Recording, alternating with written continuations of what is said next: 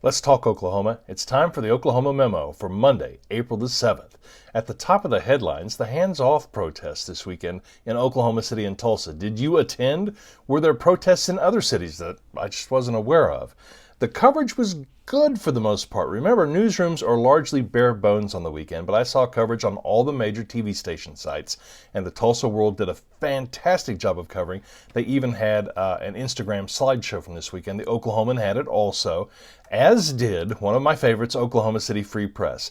Applaud these folks who are covering these protests. As a friend of mine posted to Facebook Saturday night, if your news source didn't cover the protests this weekend, their masters have been revealed.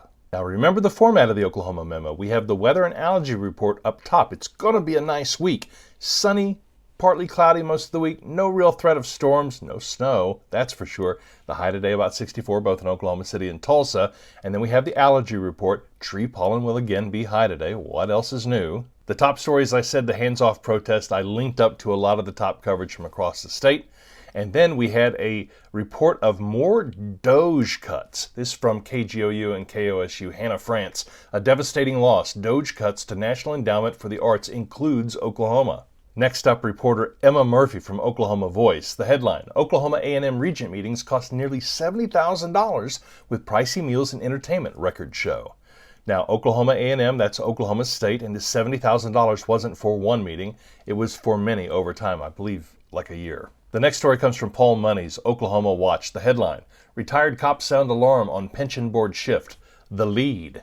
A group of retired police officers are questioning the qualifications of a new appointee to the Oklahoma Police Pension and Retirement Board amid worries it could tip the balance of the board to a powerful police union. Now, the person who nominated John Weber to this board in March is House Speaker Kyle Hilbert. So, if you want to read that story, you can visit Oklahoma Watch. I've got it linked up for you in the Oklahoma Memo. After the rock star stories comes the Oklahoma Rundown, where I have stories from across the state, small papers, big publications, TV newsrooms, you name it, from Guyman to Idabel, Altus to Miami. You want to go there and check that out, including the breaking news from yesterday afternoon from KOCO. Several people taken into custody after Southwest Oklahoma City marijuana dispensary robbery.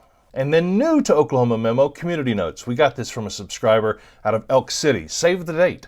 Beckham County Community Baby Shower. That's going to be happening on April 25th. All the details are in today's Oklahoma Memo. How you support this channel? Subscribe to the TikTok for sure. Follow me. But go to oklahomamemo.com. Sign up for that newsletter. The only way this can become full-time is to get subscriptions. All right? Let's get 100 this week. 100 subscribers. Share it with a friend. Tell somebody.